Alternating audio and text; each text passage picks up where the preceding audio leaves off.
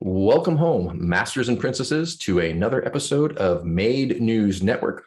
I am your host, S.J. Nix, and I am here with Peter Lim. Hello, everybody out there in Band-Maid land. So today we have a very special guest who has really become a part of Band-Maid lore. I mean, he's become almost a mythical figure, to be honest. But I met this fine gentleman 3 years ago. It's almost it's a week shy of 3 years that I actually introduced myself, because this young man had extra tickets to shows in Fukuoka and Hiroshima for Band-Maid shows. I also had tickets, but his tickets were closer to the front. So I contacted him on chat because he was a member of Fans Cafe. I was hoping that he would allow for me to join him, and he agreed. So two of my most memorable moments in Band-Maid concert history are because of this man. Basically, I got to get a Misa pick because I was closer up, and I also got to speak to Miku and Saiki at Fukuoka, because they asked, who's a foreigner? And I said, I'm a foreigner. And they asked me where I was from. I said, LA. They said, LA. And Misa started clapping LA. And I was like, oh my God, this is crazy. So, okay. To cut a long story shorter, I'd like to introduce you a very, very generous and kind man. His name is Michael Barbour. Michael, thank you so much for joining us. It is wonderful to see you. How are you? Good. Thanks for inviting me. We are more than happy to have you. And I love the rose. This is the important part, though. Oh, Astros emblem. Astros. Congratulations. Congratulations. But okay. So with that introduction, Scott, how do you actually know Mike? So I met Mike at my first Band-Maid show, which was J-Pop Summit. I'm the one who bought the California flag and took it around and had everybody sign it before the show, and it was presented during the meet and greet. So Mike got to sign it then. And I'll be perfectly honest, I met a lot of people. I don't remember Mike. My first actual memory of Mike reminded me of that. My first actual memory is, and we'll put it up on the screen, is the prank that we did for Akane with the Please Feed the Gorilla prank. And he's in the picture of us all out front. That was taken by one of the staff members before we went in. So Mike was instrumental in helping that get done. So known Mike for many, many years, familiar with him for not quite as many. But when Peter says that he's kind of a legend in the fandom, he's not lying. Mike's been around a long time. Mike's done a lot for the band. And when we get to talking about what happened on this LA tour, you're going to understand why. So with that, Mike, would you like to say a little something before we get started? Sure. I've been a Band-Maid fan since about 2015. I first ran across them. This is probably TMI. I was in the hospital recovering from a heart transplant. The first time I saw Band-Maid on YouTube. And I was like, holy crap, what a great band. So 18 months later, as Scott said, I got to go see him at J-Pop Summit and was so impressed that 30 days later, I was in Osaka at Misono Universe in Namba watching them live. So that's kind of the genesis of my relationship with Band-Maid, I guess. Yeah, that's jumping in with both feet. You're traveling international for them. Absolutely. So we talked a little bit about already. You just in your introduction, you had said some of the things that I was going to ask you about: when and where and how. Was there a specific song maybe that was like you were like, okay, I'm all in here? What is your all in song? Alone. Oh, all right. Oh, so you were listening for a while before you really, really drank the Kool-Aid. Yeah, the first song, like many people, the first song that I ever heard was Thrill. And I thought, that's a good, catchy song. Those girls are cute. Got some real talent, especially the two guitar players. The Miku not being a guitar player at that time, but holding it very Konami. well. She danced with it really well, though. Really talented. I said, man, I have to keep an eye on them. Then I saw Nonfiction Days, and I'm like, wow, I mean, that's two. Third time's the charm. I saw Alone, and I'm like, okay, that's it. Yeah. I'm buying everything they ever made and going to buy everything they put out until the end of time. Because I thought that was just great. And I thought the thing I thought was so wonderful about that was the vocal interplay between Miku and Psyche in that song, with Miku doing the little breathy parts in the song and Psyche singing over the top of it. I was like, man, this is really, really good and very well done, very detailed production. And then when that Konami guitar solo hit, I'm like, that's it. I'm in. Take on So my I have a question then.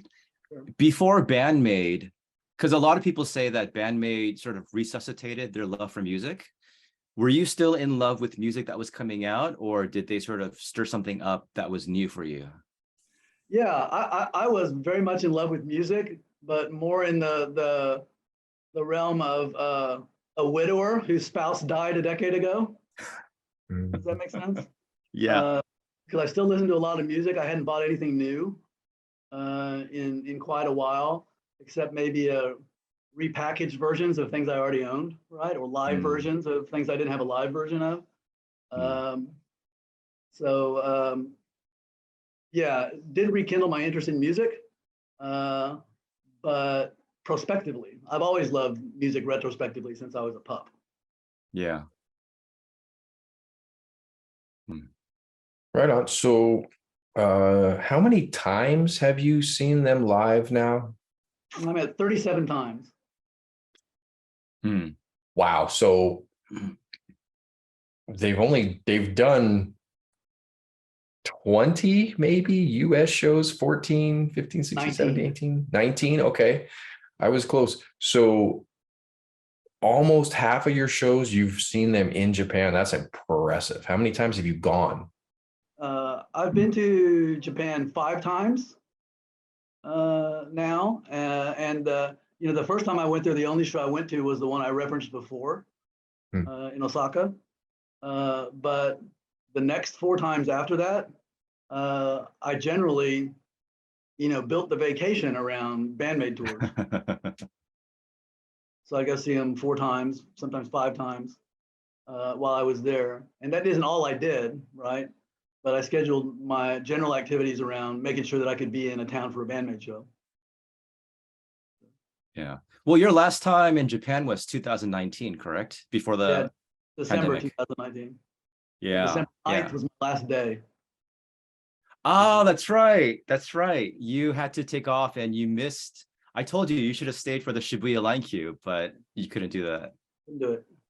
Had to go. Yeah. But no, when I go back to in January, then I'll even out the US and Japanese shows. I'll be 19 and 19. So you answered the next question already. You're obviously going to Tokyo Garden Show, which is gonna, I think they're calling that the 10th anniversary show. Is that what they're doing? Yeah. They are. The beginning of the 10th, I guess. Yeah. So I have a tendency to blackmail myself into going to shows. And the way I do that is I spend a lot of money on things that can only be redeemed at the show. Right. All right. Fair enough. Okay. So then I have to go. So this time I actually own 8 tickets to that show. Wow. All right. So for those that don't know, and Peter touched on it earlier about Mike being very generous. Like me, but incredibly on steroids, buys extra, likes to share the tickets and whatnot. And people who would really want to go, who maybe couldn't afford it, we're happy to sponsor them. But Mike goes above and beyond with stuff like this. I mean, my greatest example with that is the Nemofila show at the Whiskey. You bought like 6% of all the available tickets. I was appalled that those tickets weren't selling out, right? And I don't know that they ever did sell out, honestly. But yeah, I ended up with 11% of the total capacity of the 11%. And most of those were booths and rail tables upstairs, if I remember correctly, because we shared a booth downstairs. Alan from Dakota came, and then we brought a couple other people over to the booth and just kind of hung out and partied. So I think of this as my own version of capitalism. It's called fourth stage capitalism. And I buy things that help people that I want to see succeed. Right?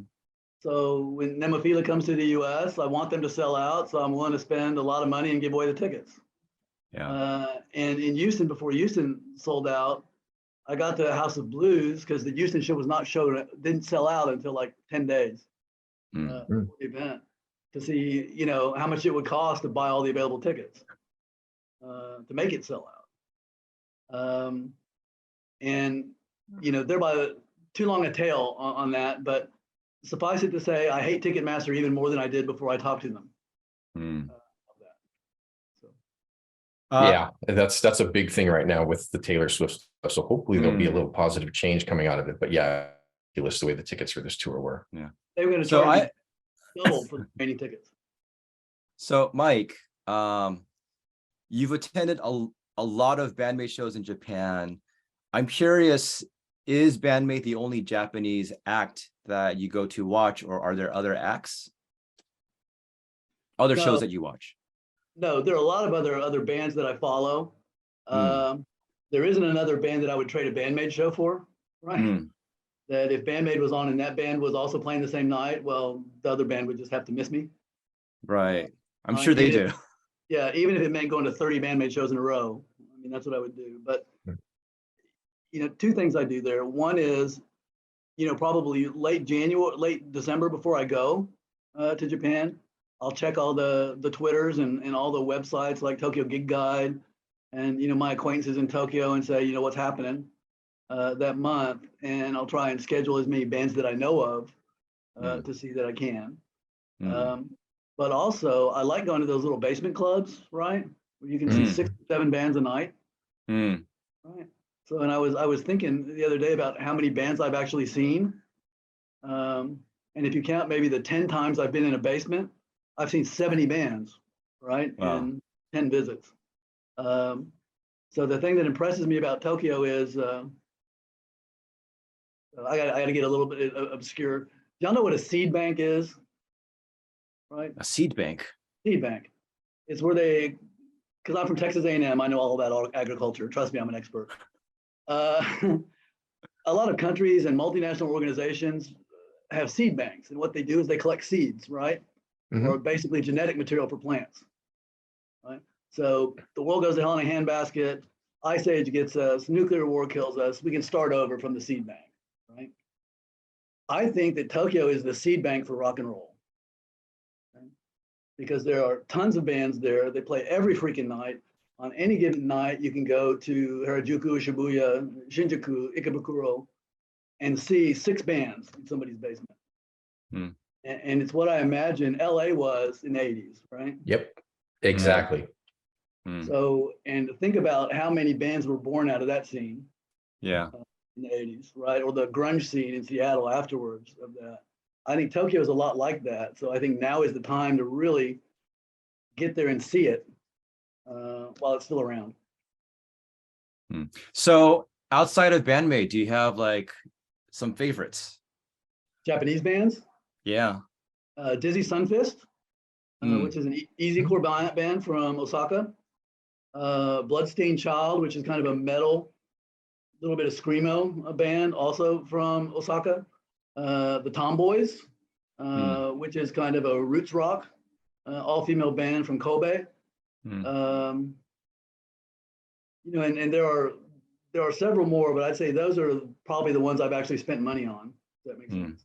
I like a lot of the female metal bands. I like Bride Ear is a great band.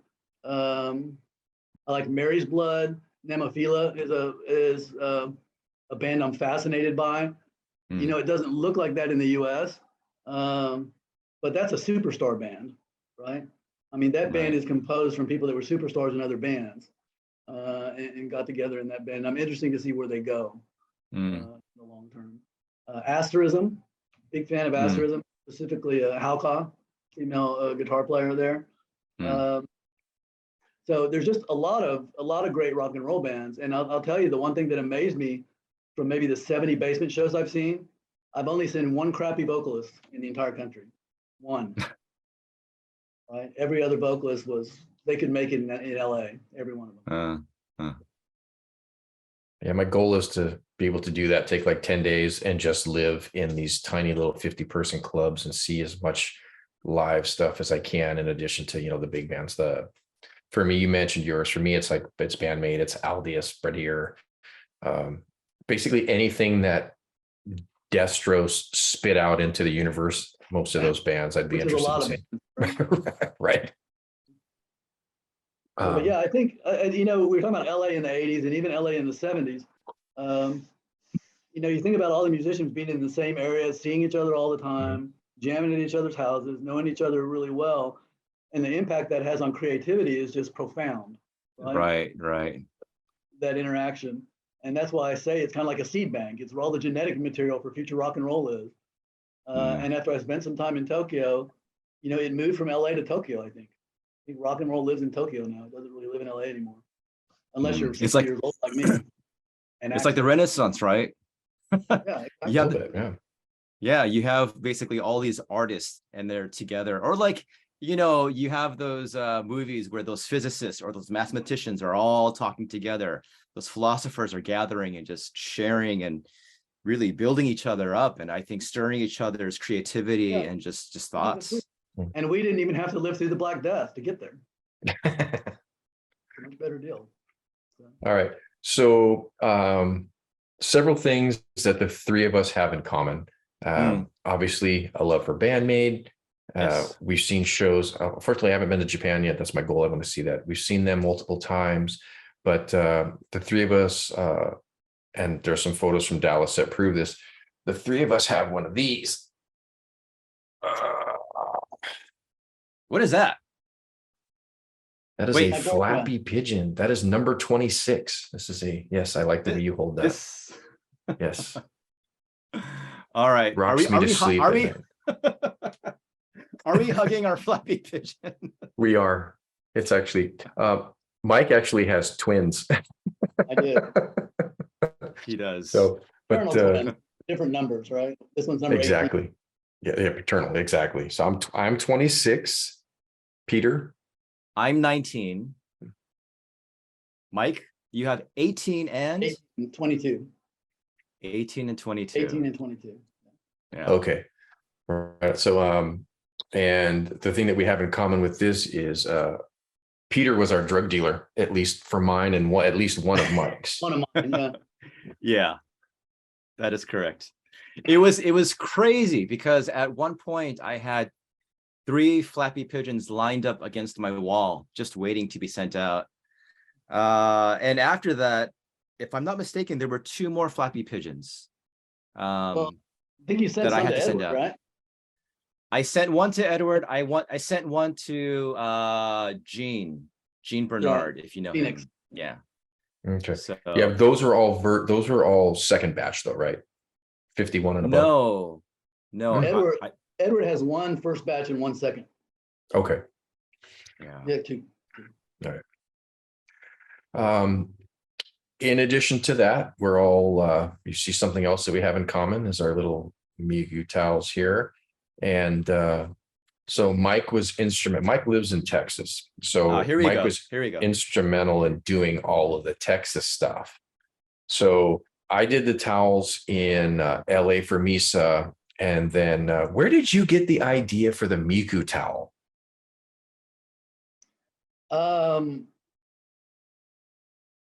First off, let me preface this stuff. I've never been a fan before, and I've never done one of these things in terms of all the stuff that's necessary to greet a foreign band. So all the stuff I did is just stuff Scott did, done my way, right? So because I was going to just buy her a cake and some flowers, and Scott's no, she needs towels. Right? We need towels, we need stickers, we need all sorts of things, and so I kind of followed Scott's lead and used his vendors. Scott actually bought the sash for the flowers for us, right? Because so my only thought was the reason we ended up with the towel the way it was, and the flowers and the cake and everything else, was because Are you a competitive man? I was going to say I'm dysfunctionally competitive. Right? So I saw the great stuff that Scott was doing. I was going, you know what? I'm not going to have Miku look at Misa's stuff and feel like she got the wrong end of the deal. Right? Not going to happen. So we got the multicolor with graphics instead of the text on the towels. You know, we got the Flappy pigeon shaped cake. We got the 7 dozen roses for her bouquet. And I felt real good about it while I was doing it and pretty bad about it when I paid for it. So. Oh, we're going to get to that. That's not a new thing for me. Right. Yeah, based on your ticket buying habit. So Sounds like love. Well, yeah.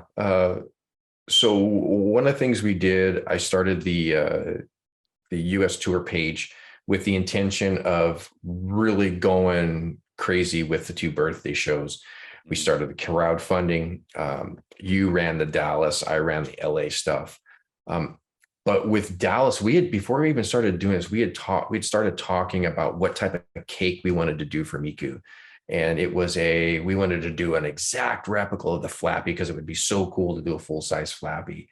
And then the Misa one, Peter helped me design, and then we got it done locally.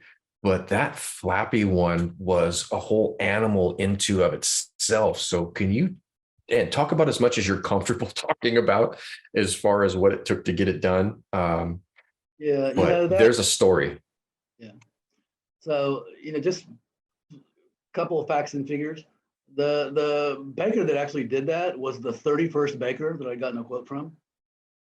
So we went through 31 bakeries to find one that I was comfortable could actually do the cake and do it justice.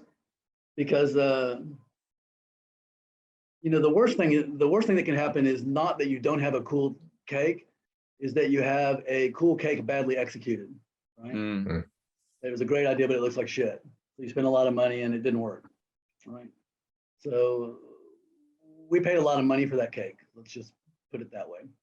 In the thousands of dollars for that cake.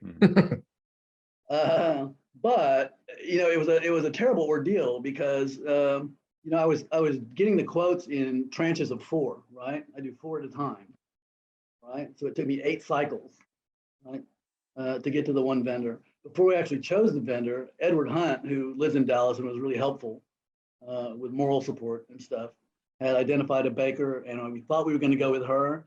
And she had like a nervous breakdown, like 48 hours before the deadline to put a deposit on the cake, right? So we were left in the lurch and had to go find another one. Wow. Then in the midst, while we were doing that, we couldn't get anyone from House of Blues to agree to let us send a cake. Wow. Right? Couldn't get a contact person because the one in Dallas is no longer open during the day. Right. Yeah. They do private events and concerts. So there's nobody there full time. We actually had to go to Live Nation in LA and get the production manager for concerts worldwide to sign off on us delivering the cake. And that took almost a month from the time we started requesting it to the time we got approval for it. And we got that approval 72 hours before the deadline for putting the deposit on the cake. So if it had been 3 days later, we would have missed the whole thing. Yeah, there's a lot of foundational stuff for this that people don't realize, man. I went to the Belasco like 3 months early and started laying the foundation and making contacts and just building that relationship, explaining to them what was happening. There's a lot to this. It isn't just show up with flowers and then it works out perfectly. No. And the same thing with the approval to deliver the flowers and some gifts that we made or gave to Miku for her birthday. I will say in terms of a lot of the gifts that I didn't give, but other people gave to the band, Jess, who was our contact from Live Nation, was really, really helpful in dealing with the local venues and getting things into the band. And she would often, rather than even screw with the people at the venue, she would hand carry things in the band's dressing room for us, which was very, very helpful. Because she had talked to the band, and the band's perspective was, if they have something to give us, bring it in, right? They weren't excellent asked in any way about it. So the whole thing went well, but man, what an incredible pain in the ass. As you said, there's a lot of foundational work. I just say it was a huge pain in the ass. And I actually said that on their interview from the Band-Maid video guy. It was a pain in the ass. So you did the towel, you did the cake. You also had a little more personal gift that you gave to Miku, right? Yeah, I gave her, three things. One is a little cowgirl Miffy, the cowboy hat and a bandana and cowboy boots, right? With Miffy's ears sticking up through the hat, which is small. There's some pictures. She sent out some pictures on Twitter of it, right? Yeah. Someone also, I think, 3D printed a little miniature Flappy pigeon. Oh, right. So the little Miku that I sent now has its own little Flappy pigeon that it plays, which I think looks really cool. I also gave her a larger Miku Miffy riding a shark, right? But the shark has a tooled saddle, right? Right.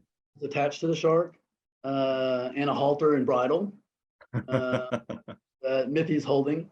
And she's a picture of that where she's holding both of those, the little Miffy and small Miffy, on Twitter. And she seemed to like them, which was good. Absolutely.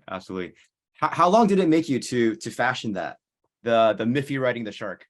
It didn't take long to do, but as I was ordering products for it, a lot of the time the product on Amazon doesn't really bear much resemblance to what lands on your dining room table, right? So I went through several cycles of just getting the right things, right? And you can't trust dimensions when people say it's this number of inches by that number of inches. They're off by an inch. Well, if you're cutting holes in the goddamn hat for Miffy's ears, right? If you're off by an inch, Miffy is now a unicorn. Doesn't work well at all.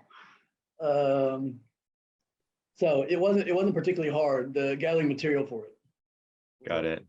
The foundations. Yeah, when you were talking about foundational things, so I finally found a flower arrangement that I liked. It was all red and green. And then I found out that about 50% of the flowers were carnations, right? Which are a Mother's Day gift in Japan. So I had to go back and have them replace all the carnations with roses, which basically doubled the cost. So it's just, the whole thing was just all full of those, think you're done, you're not done. Think you're done, you're not done, over and over and over through that process. So, yeah, I feel the carnation thing for sure. So, yeah. So, but you know what? It seemed to me that both Misa in Los Angeles and Miku really, really loved that stuff, right? Yeah. Especially to see Misa and Akane wrapped up in the banners. Oh, yeah, that was pretty cool. That was awesome for me. This is very selfish, but I kind of wish Miku hadn't have wrapped the other banner around them so quickly. I kind of wanted to take a nice shot of them with the flag on them, but Miku's like, all right, here we go, into my wings. So the best thing about this whole process for me was that when the towels came up, Miku was literally speechless for about 20 seconds. I said Q, can you say?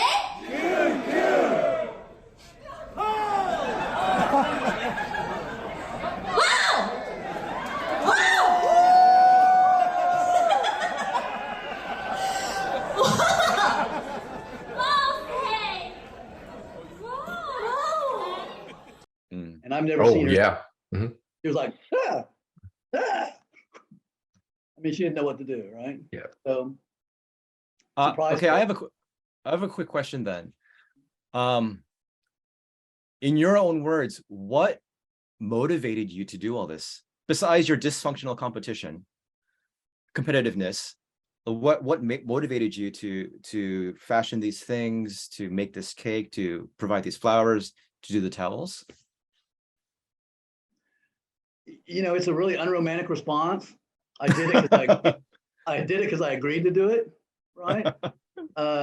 And if I'm going to do it, I'm going to do a good job of it. Yeah. Right. And when all the people in Los Angeles are ganging up on me, then I get competitive and I have to really, really do it, right?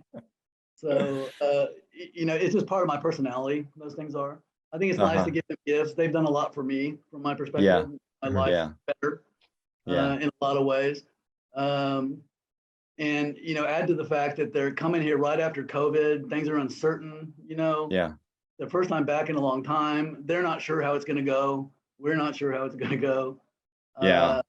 I think those kind of things really ease the way and put them at ease. Yeah. Right? To the point where, according to the bus driver, they were at Buc-ee's in Madisonville, Texas, for 2 hours, just buying crap, food and stuffed animals and bandanas. And so clearly they were very relaxed after the Dallas show. So. Yeah, you touched on something that is so true. I mean, when we set out to do something special for the birthday shows, the idea was cake and flowers. We'll crowdfund it. It'll be about $1,000 at the most. I was hoping for $750, $800, and we'll get it done. And mother of God, by the time it was done, it was towels and coins and stickers and specialty gifts.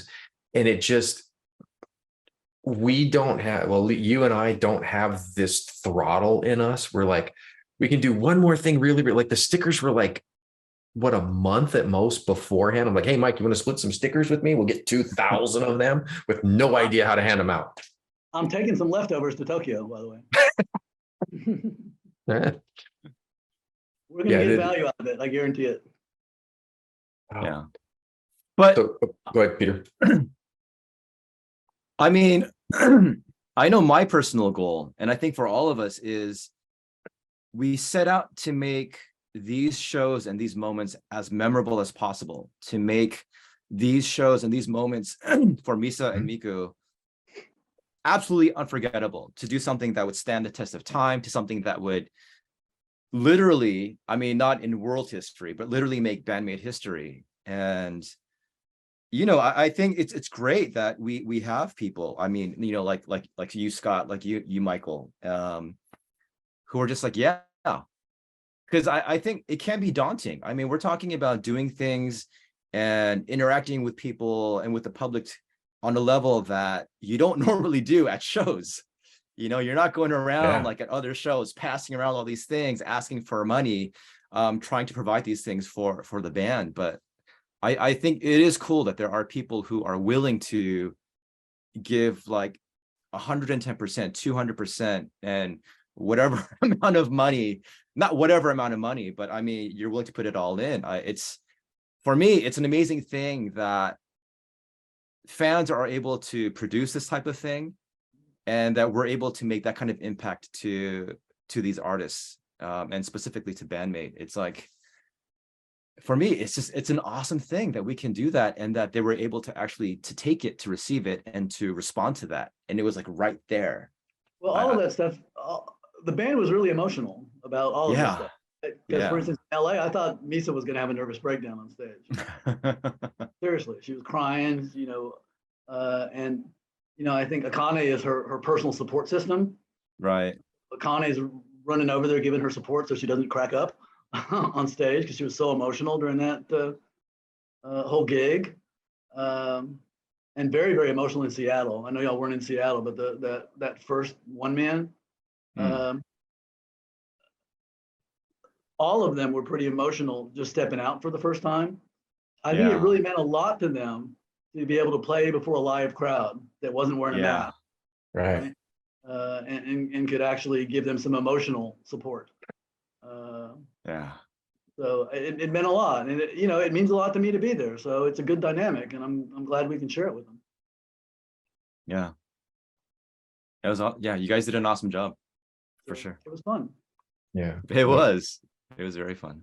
It was fun. So now that LA and Dallas have kind of just taken on this task, persona, mission, whatever you want to call it, of we need to, I don't want to say break, but it's what we're doing. We need to break Miku every homage and eye time. So LA has done it the last 2 years in a row.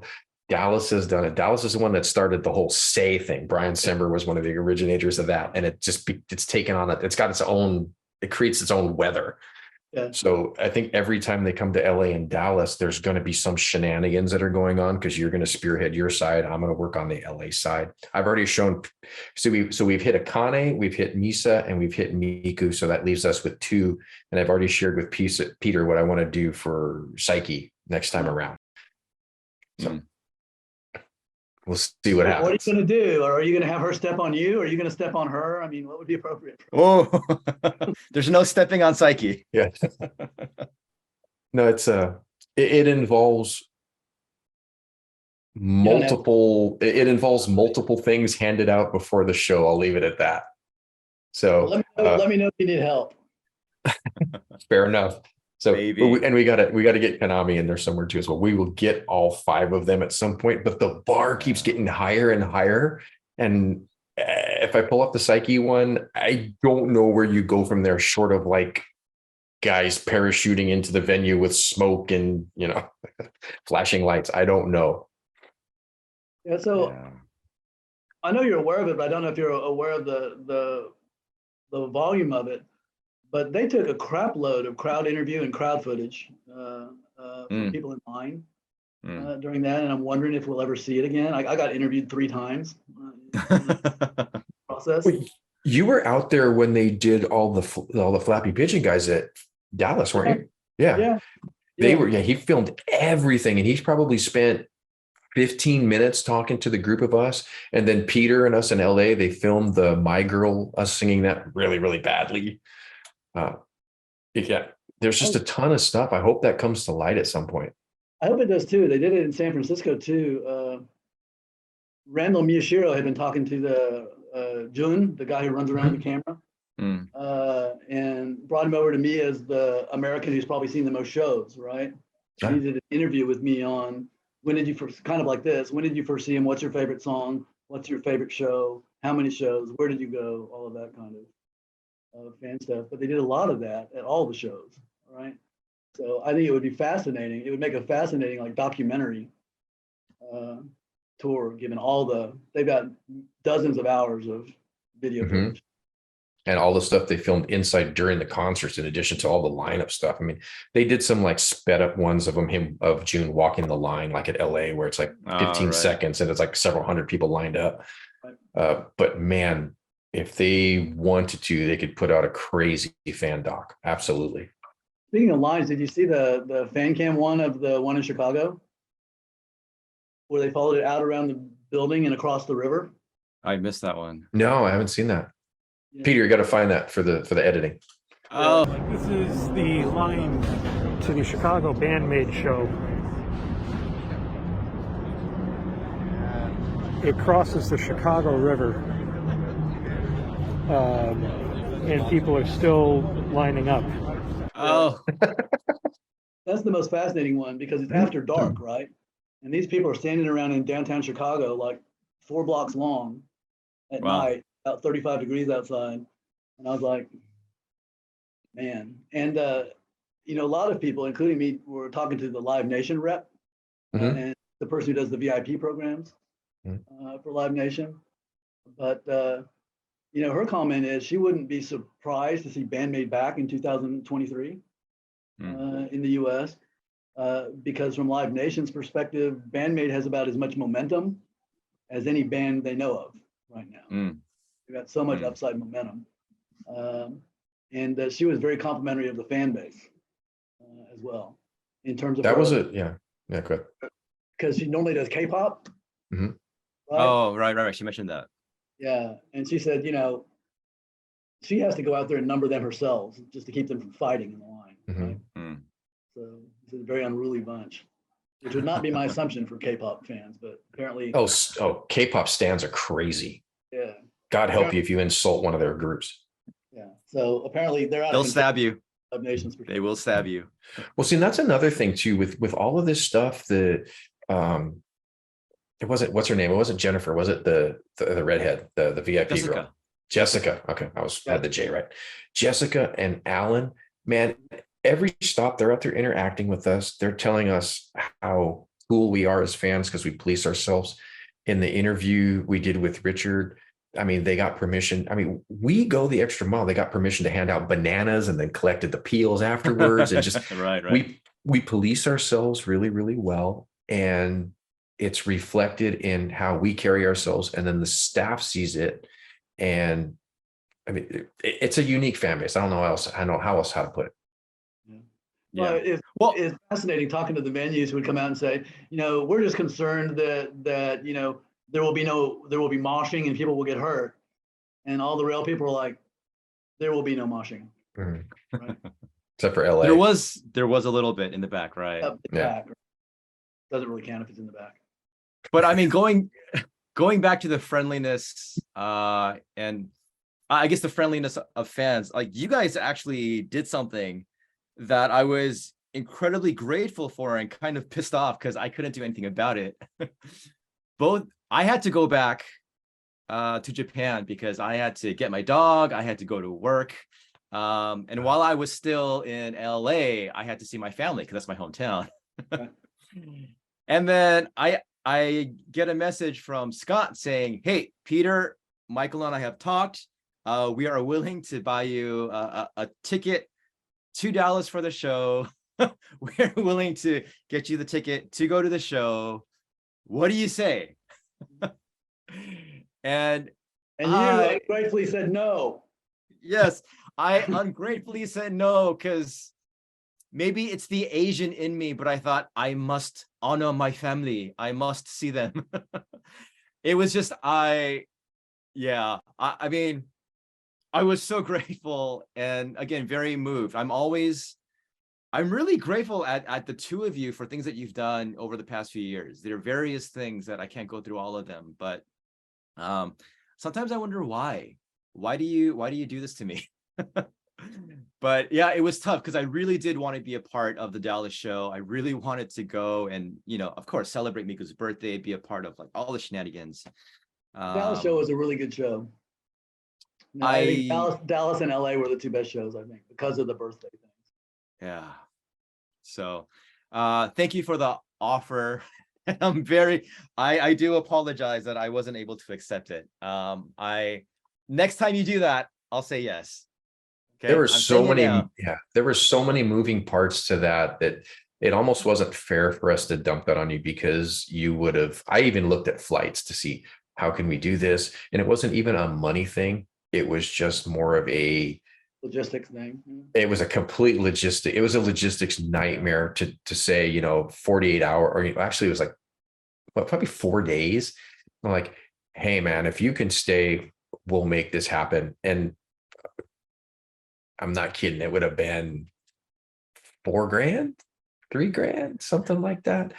But the logistics of it, I mean, between you would have to miss extra work and then your suho's put up for extra couple of days and you would have been an absolute zombie when you would have gotten back. So I think maybe next time we'll give a little more lead time for something like that instead of dumping it on you with a few days notice.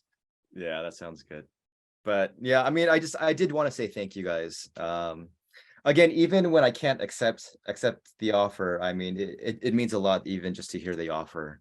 So thanks. Appreciate it. You're our guy in Japan, man.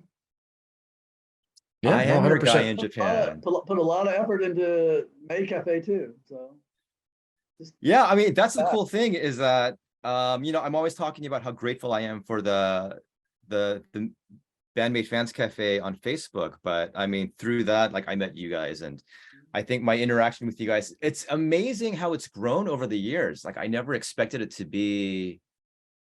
I never thought I could get close to people over the internet. I mean, it's a strange concept to me still because, you grow up not having the internet, you grow up going to places to meet people, to talk to them and to build relationships. And that's a part of it. But to actually interact with people online, and of course, now we're doing the Zoom thing, but 99% of what we do is just typing words to each other. LOL, ha ha ha, check this out. Look at this new picture. So it's an amazing thing. Yeah. The cafe wouldn't be what it is without you, because when you accepted the role of admin, you had already been super active, but that was like, Right. that was supercharging you. You do all of our graphic work. You do all of these other things that just send me a picture of you and your Flappy. Send me a picture or just give me your name. I'm going to make these little birthday collages.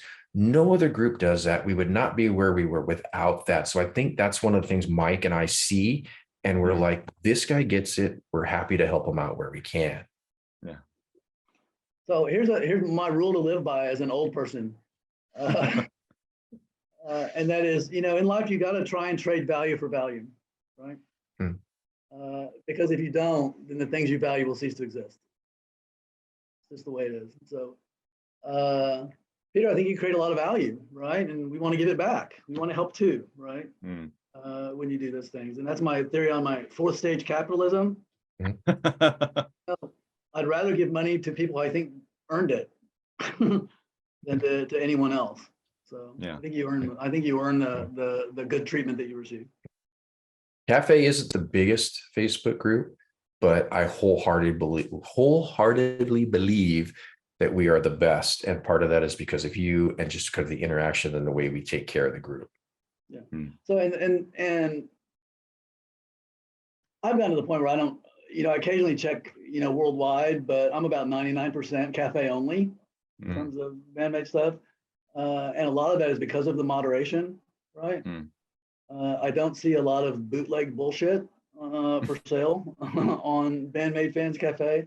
I don't see a lot of inappropriate sexual innuendo or more overt comment. I don't want to see that crap on that. I'm not a WOTA. I'm a fan of a band that does music, right? Yeah. A lot of the other sites have a lot of what I consider just inappropriate content. And I don't want to look at them. And I realize what a pain in the ass it is to admin and moderate something like that and how much time it takes. Right?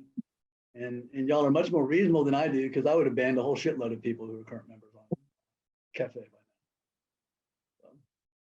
Oh man. The second time you put up a bootleg t-shirt, you would be gone forever from that site if it were me.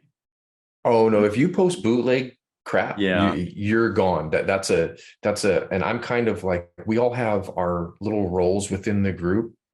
I'm kind of like the Grim Reaper. I'm the guy that comes in hard and heavy and lays down the smack, but usually it's after we have conversations about it. I've just kind of been the enforcer in the group. Chester is Peter's the comic relief. Chester is the kind of straight man. Freddie is the working in the background, seeing what's going on, taking care of business quietly, and then I'm just the hammer. Yeah. Well, I think the hammer is very, very valuable because it's a lot of, in addition to Peter, what makes that group a good group is I rarely see crap that, forgive me, that personally pisses me off in the group, and when I do, it's gone very quickly. So. We try. We definitely try. This is why last time I was in Japan, all my pictures from the Japanese shows only got posted in Cafe. The only place I posted. Oh, that Excellent. reminds me, even though these photos won't be posted, Mike, you actually have a couple of photos of Miku, correct? In relation to the cake. Yes, and ones that I won't share because she's out of uniform. Yeah. And again, it won't be shared, but there are a couple of photos of Miku that was taken by the baker, I believe. Baker, when they delivered the cake, yeah. And just her eyes are about half her face. Yeah. And just the enthusiasm. I mean, you guys have seen, like, some of the videos that she's posted and pictures after she received the gifts and the cake after the Dallas show. But that's cool to see that reaction. There are a lot of interesting comments I got from the baker and also from Chester, who happened to be around lurking. In the area. That's what he was doing. He went around back to see what was going on, right? He was lurking. But Konami chastised Jun, the video guy, that he needed to do a better job of taking video of that cake. It's a very important cake. So I think all the band members had a pretty good time with that cake. I was really impressed with it. I didn't think it was going to turn out that good. But I had massive anxiety over it, waiting for it to show up, right? Can't imagine. Yeah, and then it did show up, and they did just a tremendous job of it. So I posted the information on the baker who made it for all those people, just as a reward for them for doing such a great job. Yeah. I have a question. Does the Flappy Pigeon cake cost more or less than the actual Flappy Pigeon guitar? That's not a fair question. I don't think you know the answer to if you want, Mike. I know the answer to it, but I don't know that you want to answer that. Well, at the current exchange rate, the exchange rate when I bought it. Because at the current exchange rate, the answer is the cake is more expensive than the Flappy Pigeon. I think if it was at the exchange rate when I bought it, it was like 115, maybe 112.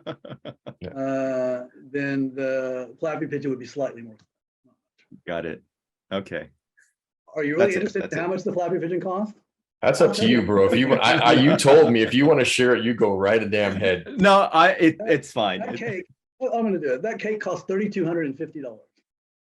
That's a $200 setup fee. Wow. So the flowers cost $495. Flowers are easy. Yeah. The towels cost $670, $680, something like that. So in the course of this, we ended up $4,500 into it, which honestly, for how much bang for the buck I got out of them. Yeah. I think that was pretty good value, right? I think so too. If I was still in business and not retired, I would do that 7 times a day for the rest of my life. Right? Just in terms of trying to get that impact from that amount of money, it's a pretty good deal. Yeah. And we don't do this we do this stuff for the band. And if it never sees the light of day, we know that we did was cool. But when they share it, it makes it that much more. But if they like Misa is very reserved about her stuff. Yeah. You didn't see the cake and the flowers really. Miku is obviously the extrovert in the band, so she's going to go bananas and post all of that stuff. Thank you so much. Happy birthday, Miku's flower. Thank you, I'm so glad, so happy for. Thank you for and present for me. So happy for. And I'm just as happy to be a part of the Misa as I am of the Miku. It doesn't matter if the outward push as to what we did is there. It's that we know that it meant something to them. And that's the thing I want to see is their reaction to it, right? Mm-hmm. Right. And even though nothing showed up on social media, you can't tell me you didn't notice Misa's reaction to all her birthday stuff. Right? Yeah. She was overcome with emotion about those things. And so overcome with the emotion that other band members started getting overcome with emotion at the same time, just from reacting to Misa, right? No, they all had strong emotional reactions throughout this whole tour. And Akane lost it in Chicago was it? Endless Story, yeah. Endless Story. Wow. So, that was an emotional video. Even Psyche, as early as Seattle, was having some heartfelt conversation with the crowd about, you don't understand how much it means to us to have a crowd that can actually respond when we play, to the point where, they made a comment about never doing a streaming anything ever again. No, because it's just not, because they say, because it's just not the same. Right. Yeah. The point was, can't do good work streaming if I don't have a crowd to respond. Right. To go from having the crowd and then not having it and adjusting to that, coming back to experiencing the crowd experience and saying, oh man, how do you go back to that? How do you go back to after the first song, they go out the stage, they hit the first song, and then they're all of them just kind of standing there on stage looking at the crowd like, like they've been hit with a shovel. Yeah. I loved a real loud crowd. I loved how Psyche reacted to the LA crowd as we were like throwing it back at her. And she was just like, what the fuck? You guys are so loud. Just her reaction. You've been to shows in Japan, and the Japan crowds for Band-Maid have gotten better in terms of their responsiveness. Yeah. But they don't get as jacked as the American crowd does when. Yeah, no, because I think in America, because there is an emphasis on the individual in the sense of freedom, You don't feel like you have to stay constrained within sort of the group, you know. So you do what you do and you give it what you've got. Mhm. So it is a different vibe. I mean, don't get me wrong. I mean, Japan is awesome, and I let loose all the time there I'm not too. saying they have bad crowds. They have good crowds. but Right, they're right, right, not right, right. Emotionally intense as American crowds are. No, I agree. So I I think the agree. band really loves that. And my Yeah. theory is that Miku is actually an American girl because she acts like one all the damn time. She does, just in terms of being outgoing and aggressive and Yeah. business oriented. Not that I know everything about the Japanese culture or psyche, but I don't see many of those women in Japan. Yeah, Well, I think what's the- Band-Maid. Oh no. I was gonna say, what is it? Is it the? Go ahead, Peter. Go. Rock, scissors, paper. No, I do think that Band-Maid does have this bent, this sort of Western bent to them. I mean, even musically, like I'll Mhm. hear other bands, I'll hear other Japanese bands, no matter how hard they rock, and I'll go, oh, that's a Japanese melody. That's rock. Yeah. Oh, it's a very Japanese style rock. It's good, it's great, but Right. it sounds very Japanese. But with Band-Maid, outside of when they intentionally try to make it more Japanese, like Wonderland, I Right. go, everything sounds familiar to my ears and it sounds like Band-Maid, but it doesn't sound Japanese per se, you know? So No, there's something, yeah. And people make the comment to me about this is all in Japanese. I can't listen to it. It's in Japanese. And I'm like, American bands made billions of dollars overseas with people Right. listening to them in English. Do you think that it's Right. really that unusual that listening to something in a foreign language is that strange? Especially when, to kind of follow up on what you were saying, Band-Maid, and I think particularly Konami and Miku, those girls get rock and roll like very few people do, right? Yeah. Mhm. They travel around the various subgenres of rock and roll, right? They really kind of have it soup to nuts. They know all about it, which is endlessly impressive to me because they didn't grow up in the States listening to rock and roll from the time they were 2, right? They were pop Yeah. music fans or enka fans or those kind of things. So There is definitely, and when you mentioned Miku and Konami, there is a definite connection to, and we talked about it earlier, very 80s LA, very Sunset Strippish, just that kind of, it's weird. It's a bigger than life persona on stage, but then they fall into this kind of more traditional Japanese demure when they're not on stage. And that transition is very, very interesting and endearing. And to see Konami go from this kind of little kind of airheadish ditz sitting there minding her own thing, and then she straps on her PRS and she's a different person. She's 80s Roxy, Whiskey, Gazaris, any of those clubs on the censorship in the 80s, just losing her mind. And Yeah. that resonates so deeply with me and other people from my age who grew up with that. There is a superhero quality to them. There's that Mhm. transformation from Clark Kent to Superman, like for sure. I mean, the persona is the way it switches. And for me, as a comic fan, ever since I was a kid, that's another quality that I love, is that you see these people who seem like, oh, they're cute, they're nice, they're fun. And then they turn that switch and all of a sudden they're these monsters of rock. And when you see that, it blows you away. It's like when you're watching a movie and you see that amazing scene happening and you're like, holy hell, like it Well- excites you. It generates this like reaction that I don't know. It really, it's profound almost. So in the words of Kurupo, there's a gap. Mhm. Yeah. Well, There is. the Sense video captures that really, really. I think it's one of the reasons I love the Sense, the song and the video so much, because you get that the intro, the beginning with where they're being taken away or whatever, then they break out and they're essentially Unleash. Oh, I said Sense. Damn it, Unleash. Yes, I'm sorry. That's why you guys are looking at me like I'm stupid.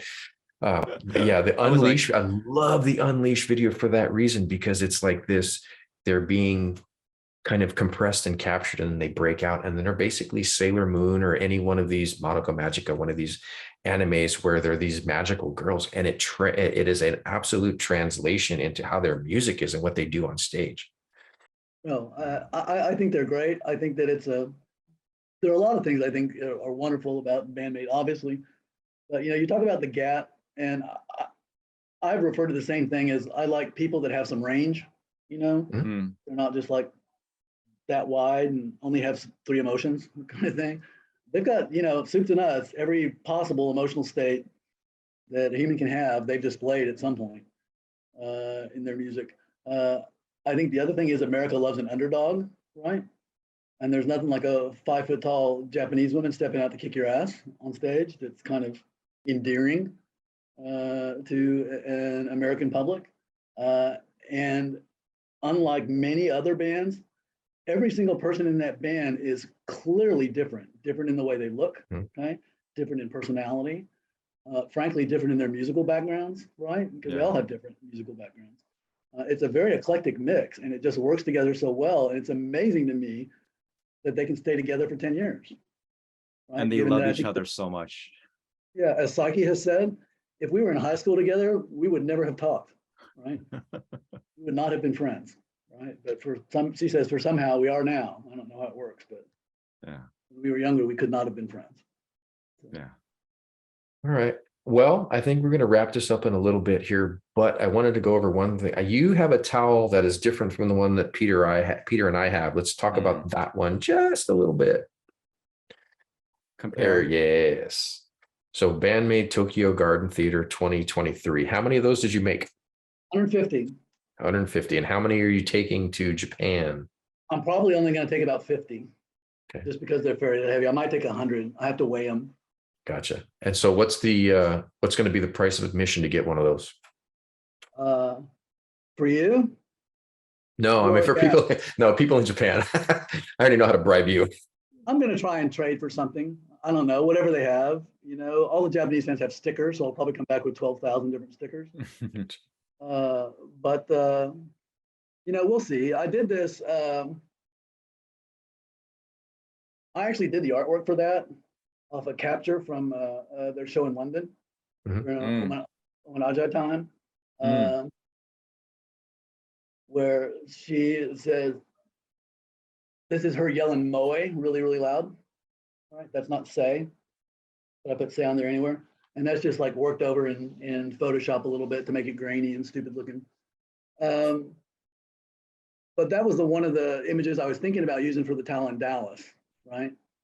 But then couldn't resist the red rose and red text on the one that we actually used for it. But I'm just gonna see what I can trade for it. One of the problems with doing these towel things or giveaways, people don't stand around before the show for 12 hours in Japan. Right. So you don't have nearly as much time. You got about half an hour, right? Maybe an hour before the gates open to do all your business, whatever you're going to do. And you can't really do the thing like you would with the Dawn Patrol and get everybody up front to do it at Tokyo Garden Theater, because that's assigned seating. Right. So everybody who's going to be in front is not in the same place. So they may be all over everywhere before the show. So I don't think it's really possible to do the same things or similar things that y'all did in LA or that we did in Dallas at Tokyo Garden Theater. It probably would be able to do it at Takamatsu or Fukuoka drum logos or Club Quattro in Hiroshima. They're small enough. Yeah. But you can't do it for 6,000 people with assigned seating. So Right. I'm just going to try and trade for them. See what I can get. All right. I'm also bringing badges. I have 10 of those VIP badges from the US tour. Oh, right on. All right. Well, Peter, is there anything that you want to add before we wrap this up?